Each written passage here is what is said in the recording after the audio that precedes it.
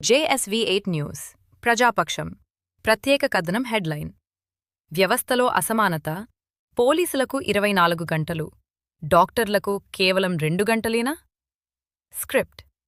నమస్కారం నేను మీ JSV8 news ప్రజాపక్షం ఈరోజు దేశంలో చర్చించాల్సిన ఒక కీలక అంశాన్ని ప్రజాపక్షం మీ ముందుకు తెస్తోంది మన రక్షణ కోసం పోలీస్ వ్యవస్థ 24 గంటలు పనిచేస్తోంది న్యాయం కోసం కోర్టులు పరిపాలన కోసం IAS అధికారులు నిరంతరం శ్రమిస్తున్నారు